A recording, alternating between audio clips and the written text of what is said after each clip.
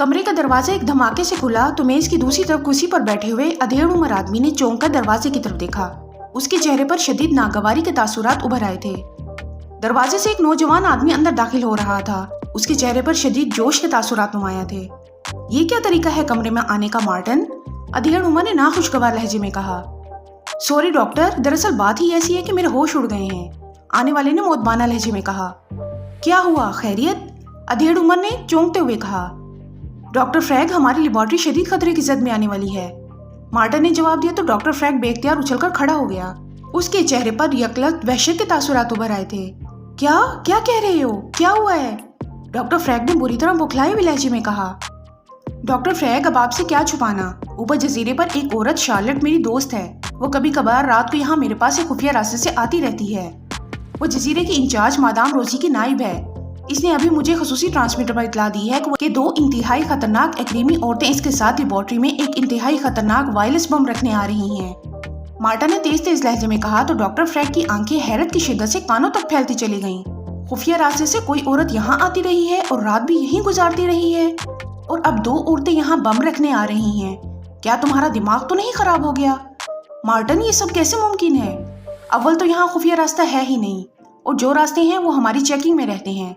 फिर कोई अजनबी यहाँ किसी सूरत दाखिल ही नहीं हो सकता, और खासतौर पर जजीरे पर रहने वाली औरत तो किसी सूरत में यहाँ नहीं आ सकती, क्योंकि जजीरे पर ऐसी मशीनरी फिट है कि हर औरत की लम्हा ब लम्हा चेकिंग होती रहती है।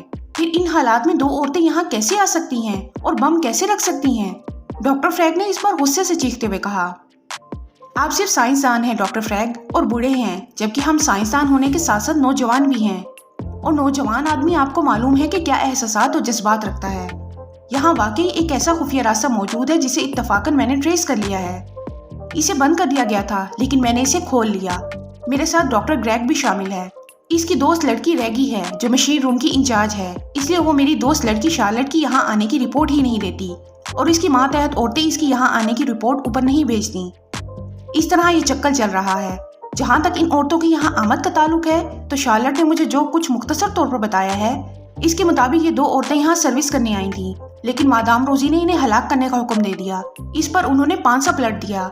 मादाम रोजी और उसके हेडक्वार्टर की सब औरतों को हलाक कर दिया। शार्लेट इसलिए जिंदा बच गई कि इसने उनसे वादा कर लिया कि वो उन्हें सही सलामत जजीरे से बाहर भिजवा देगी। लेकिन ये औरतें बेहद अय्यार हैं। इन्हें खतरा है कि कहीं इनसे कोई चाल न चल दी जाए। चनाचा उन्होंने ये प्लानिंग की है कि वो इंतहाई ताकतवर वायरलेस बम लेकर शार्लेट समेत इस खुफिया रास्ते के जरिए लेबोरेटरी में दाखिल होंगी, और फिर इस बम को वो यहाँ किसी खुफिया जगह में छुपा देंगी। इसके बाद वो शार्लेट समेत वापस चली जाएंगी। उन्होंने शार्लेट से ये तय किया है कि वो इन्हें बाहिफाजत लेडीज आइलैंड से बाहर निकाल दे, तो इस बम का डिचार्जर वो इनके हवाले कर देंगी, और अगर इसने इनके खिलाफ कोई हरकत की तो वो बम फायर करके लेबोरेटरी को ही तबाह कर देंगी। मार्टन ने तेज तेज लहजे में तफसील बताते हुए कहा।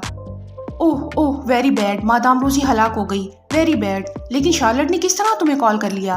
इसे इन शातिर औरतों ने कैसे मौका दे दिया? डॉक्टर ने होंठ चबाते हुए कहा।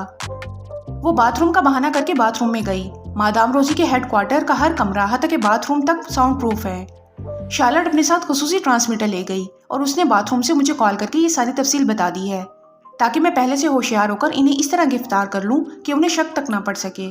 शार्लेट ने कहा है कि अगर मैंने गलती की तो फिर वो बम जो उनके पास होगा फट भी सकता है, इसलिए मैं पूरी तरह मोहतात रहूं।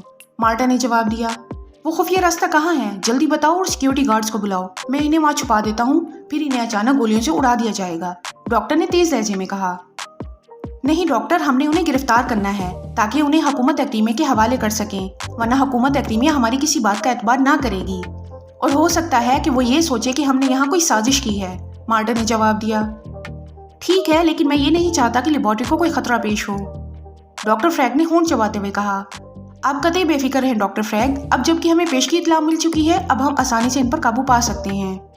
आप ये सारा काम मुझ पर छोड़ दें, मार्टन ने एतमाद भरे लहजे में कहा। ठीक है, तुम्हारे मुतालिक मैं अच्छी तरह जानता हूँ, तुम ये काम कर सकते हो। ओके, मैं सिक्योरिटी चीफ को बुलाता हूँ, वो तुम्हारी मातहती में काम करेगा, डॉक्टर फ्रैग ने कहा, और मेज पर रखे हुए इंटरकॉम का रिसीवर उठाकर इसके 2 बटन प्रेस कर दिए। डॉक्टर फ्रैग बोल रहा हूँ रिचर्ड, फौरन मेरे दफ्तर आ जाओ, फौरन, डॉक्टर फ्रैग ने तेज लहजे में कहा और रिसीवर रख दिया। थोड़ी देर बाद कमरे का दरवाजा खुला और एक लंबा तड़ंगा और मजबूत जिस्म का नौजवान अंदर दाखिल हुआ।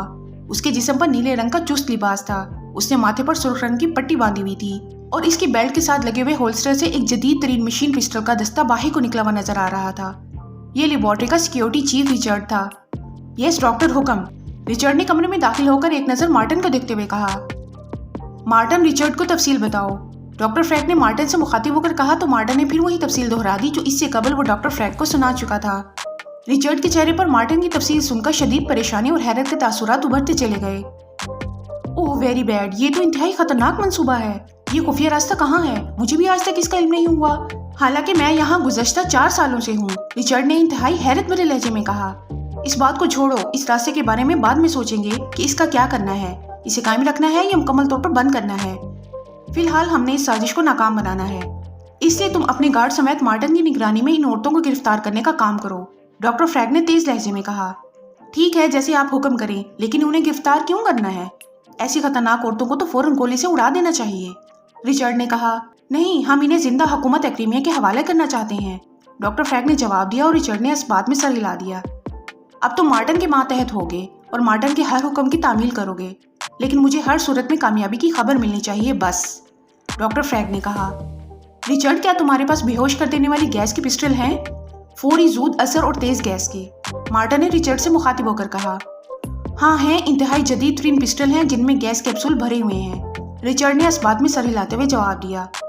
ओके, फिर आओ, अब हम आसानी से उन्हें बेहोश करके पकड़ सकेंगे, मार्टिन ने कहा और तेजी से बैरूनी दरवाजे की तरफ मुड़ गया, जबकि रिचर्ड भी सर हिलाता हुआ इसके पीछे दरवाजे की तरफ बढ़ गया और डॉक्टर फ्रैंक ने एक तवील सांस लिया और दोबारा कुर्सी पर बैठ गया।